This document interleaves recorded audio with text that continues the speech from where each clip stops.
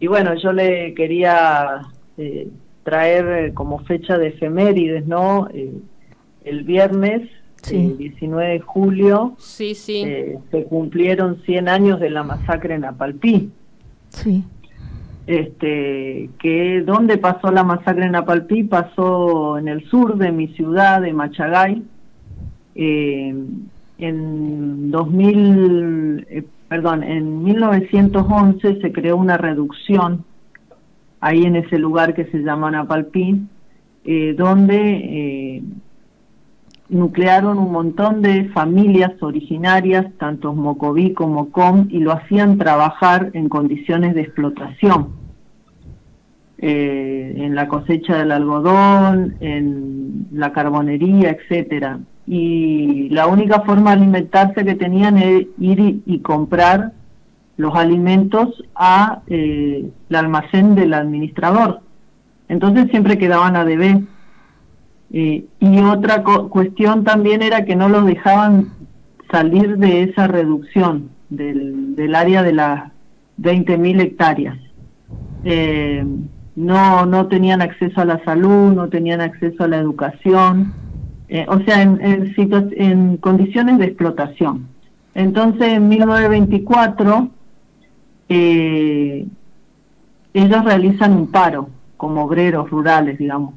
Realizan un paro. También habían familias santiagueñas o sea, familias criollas, y dicen, bueno, no, páguenos más porque no damos más, o sea, y pedían un mejor salario. Claro. Y ahí fue entonces que por primera vez esa imagen del avión que le pasé, sí, no sé si la ahí pueden mostrar ustedes. Bueno, esa imagen del avión representa el avance del Estado sobre la población. Fue la primera vez que se usó un avión para servicio de inteligencia para ver dónde estaban todas las familias. A beneficio del sector privado, un sector privado, los grandes terratenientes, sobre la vida de la comunidad. Y ahí fue que avanzó la fuerza represiva de esa época, la policía, junto con grupos armados de los terratenientes de la zona, y acribillaron y asesinaron alrededor de 500 personas, niños, niñas, ancianos, ancianas, hombres, mujeres. 98 años después se realizó un juicio donde la sentencia reconoce como crimen de la lesa humanidad de un genocidio cometido por el Estado argentino hacia los pueblos originarios. Ah, lo reconocieron. Sí, y es muy importante eso porque es el primer juicio en Latinoamérica que se hace. Esto fueron métodos que se usaron para conformar el Estado argentino, porque tanto en la zona sur, donde están los mapuches, como en nuestra zona, que es la zona del noreste de argentino, sí, eran territorios nacionales. Nosotros en esa época del Chaco éramos territorios nacionales. Entonces este juicio realizado después de 98 años marcó un precedente tras convertirse en la primera matanza hacia los pueblos originarios, cuya sentencia se enmarcó bajo esa nomenclatura, digamos, el juicio por la verdad, y con la categoría utilizada para crímenes de lesa humanidad que resultan imprescriptibles. Bueno, esto, ¿cómo se llegó al juicio? Hay una historia, digamos, ¿no? Sí. Si bien para las comunidades este genocidio continúa latente, o sea, es una fecha de dolor, y que aún se sienten las consecuencias hoy en día, a 101 años después, porque perdieron la lengua, perdieron la identidad. Claro. Pero a la vez significa un faro de lucha de los pueblos indígenas, porque Napalpí no fue un hecho aislado. En nuestro país se funda sobre el genocidio indígena planificado por el Estado argentino. Y esta sentencia, como le dije al principio, crímenes de lesa humanidad de un genocidio cometido por el Estado argentino hacia los pueblos originarios, se logró con lucha. Mucho tuvo que ver Juan Chico, el trabajo de Juan Chico, un historiador con Toba, acompañado por los investigadores de la universidad, por docentes indígenas, por referentes de derechos humanos, por organizaciones sociales, los investigadores académicos de nuestra provincia, la provincia del Chaco, y también de otras provincias que se formaron en la universidad pública, en instituciones estatales y organizaciones. El legado de ese trabajo colectivo que dejó Juan Chico en esa instancia de unidad en la diferencia y en la construcción por la memoria, por la verdad, por la justicia, por la soberanía y el territorio fue muy importante. Otro elemento importante fue el rol de los fiscales, que los fiscales también lucharon dentro de la justicia para que se tome el ejemplo de cómo son los juicios de lesa humanidad cometidos en la dictadura militar, o sea, por testimonios. Entonces se hizo un trabajo muy importante de tomar testimonios a los familiares y a los sobrevivientes. Una de las últimas sobrevivientes fue la abuela Rosa Grillo.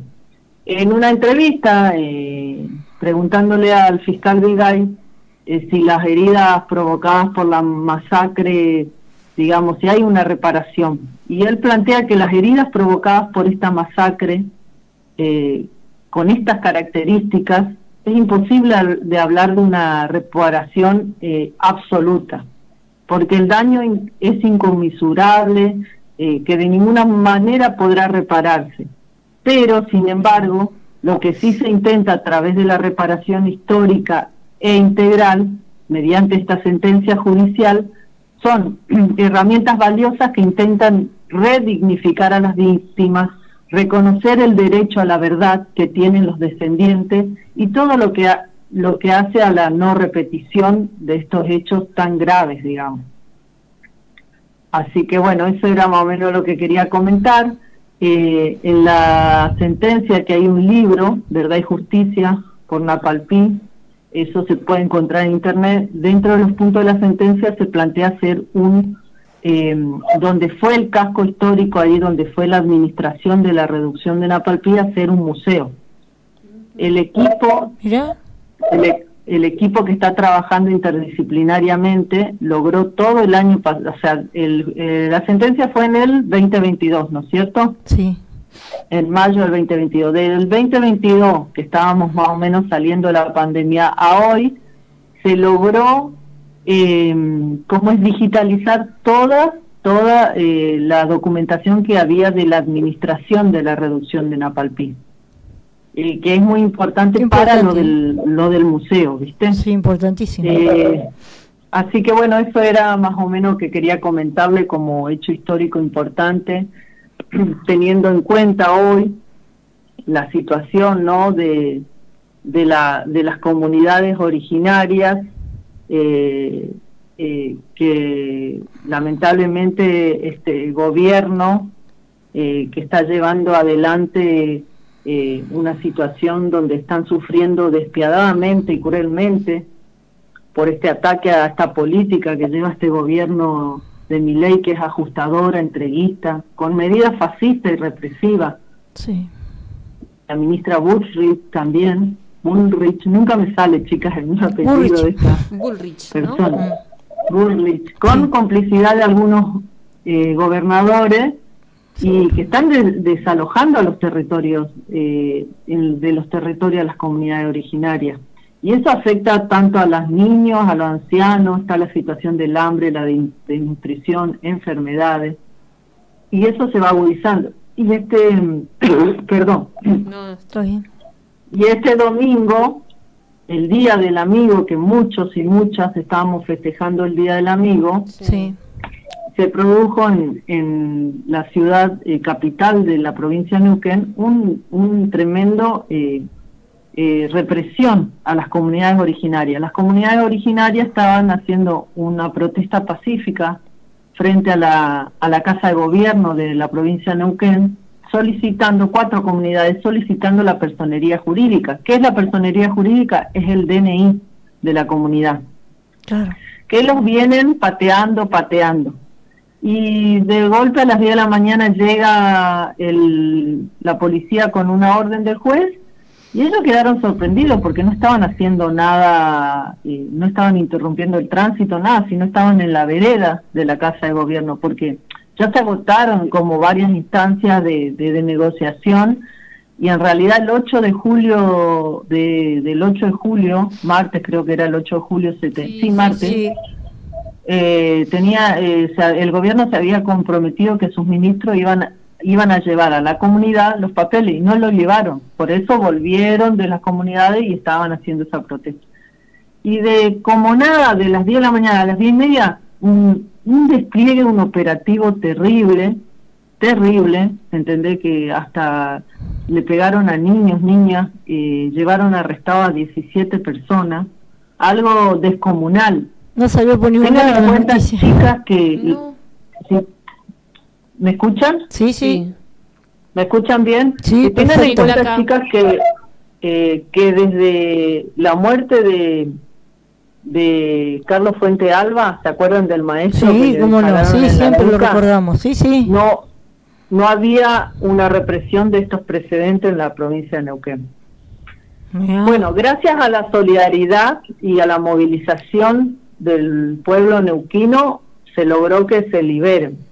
Y bueno, yo le quería compartir, ayer se hizo una gran asamblea en La Ruca, en el lugar ahí de la comunidad, donde asistieron muchos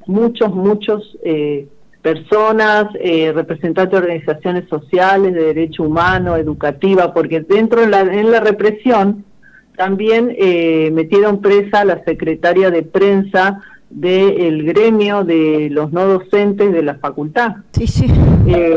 Entonces el comunicado que emitieron ayer después de la conferencia de prensa dice: represión brutal ordenada por Figueroa y Tovares. Figueroa es el gobernador de la provincia de Neuquén. Dice: la represión no respetó ni aplicó ningún código o protocolo de seguridad ante los niños y adolescentes presentes. Dos de los más castigados por las fuerzas policiales fueron menores de edad. Los dos primeros golpeados y detenidos fueron miembros del equipo de comunicación mapuche, Wenchu y Puectún Nehuel, por ser supuestamente estos comunicadores indígenas potenciales violentos, solo cuando estaban filmando los acontecimientos. Lo previo tiene que ver con una línea del gobierno nacional de Milei de reprimir a los fotoperiodistas y a los fotoreporteros, que es lo que estamos sufriendo acá en Buenos Aires. Sí, lo hace siempre en todas las marchas. Sí, y el cerco mediático que exigió allá la Secretaría de Comunicación de Claude Staico, que es el secretario de Medios de Comunicación de la provincia de Neuquén, que presiona a través de la pauta oficial a los medios regionales para que no difundan la realidad de las comunidades mapuches. Claro, sí, sí. Entonces, en el comunicado, la Confederación Mapuche plantea la solidaridad con los trabajadores de prensa que son amenazados del libre ejercicio de la profesión de informar, ¿no es cierto? Sí, sí. Otro punto que plantea el comunicado de la Confederación Mapuche es: respondemos a las mentiras organizadas del gobierno Figueroa, que ordenó a su ministro fusible Jorge Tovares a un raíz mediático el día de hoy a inventar excusas ante la negativa de firmar las personerías, ya que han cumplido todos los requisitos exigidos según consta en la comunicación vía mail a la comunidad. Esta notificación fue remitida a la Casa del Lonco por el director de Personería Jurídica, Sebastián Della Justina, que se entregó la copia de esos emails. Plantean los miembros de la Confederación Mapuche: consideramos que el gobierno de Neuquén no tiene interlocutor para aplicar la normativa y legislación mapuche, que es responsabilidad del Ministerio del Gobierno, porque en lugar de trabajar por hacer respetar los derechos del pueblo mapuche, organiza y ejecuta una política de represión física y cultural, y que es organizado esto por el gobierno de Figueroa. Por esa razón concluimos en exigir al gobierno de Rolando Serino Figueroa la renuncia urgente de su ministro de Gobierno Jorge Tovares, responsable principal del abuso policial y represión, con enorme peligro de pérdida de vidas ante la represión desmedida y sin control. No será la represión de Figueroa Tovares lo que haga renunciar a nuestro derecho. Marichiguau, Marichiguau. 10 veces resistiendo la violencia estatal. Eso dice el comunicado de la Confederación Mapuche. Bueno, Flaca, gracias por comunicarte, ¿no? Y contarnos un poco y estar presente, aunque no sea físicamente, de alguna manera, ¿no? Sí, y tiro ya un chivo que seguramente vamos a hacer alguna entrevista pronto, sí. Que el próximo 15, 16, 17 de agosto en Rosario se va a realizar el 17 Encuentro de Naciones y Pueblos Originarios, donde participan diferentes naciones y pueblos originarios que hoy habitan el país. En ese sentido, uno de los aspectos importantes que plantea el llamamiento es que plantean la reparación histórica, pero integral, digamos, integral en todos los aspectos: político, económico, cultural, identitario, sanitario, educacional y esencialmente territorial en el campo y en la ciudad, en donde muchos de los hermanos y hermanas originarias han sido empujados de dejar su tierra por el tema del hambre, por los desalojos, por la pobreza, por la falta de trabajo. Entonces se va a realizar este encuentro, digamos. Así que bueno, eso, chicas, era mi aporte para hoy, para el programa. Mil gracias por estar. Sí. Igualmente, Flaca, aunque no pudiste venir. Sí. Y bueno, no sé si hay alguna pregunta o algo que me quieran hacer.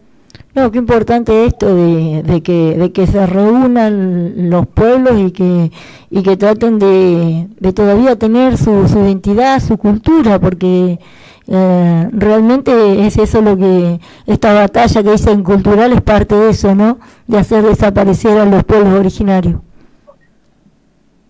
Sí, la reparación y la sentencia de la masacre en Apalpí se tiene que seguir cumpliendo. Se dio una etapa ahora del tema de esto que yo le dije, de que se digitalizó todos los papeles de la administración de la reducción de Apalpí, sí. Y también se está incorporando en las escuelas que se enseñe como fecha y qué pasó, digamos, como contenido, tanto primaria, secundaria, que se enseñe, que sea un contenido obligatorio para todas las escuelas en realidad tendría que ser para toda la escuela del Chaco y para todas las escuelas de la República Argentina.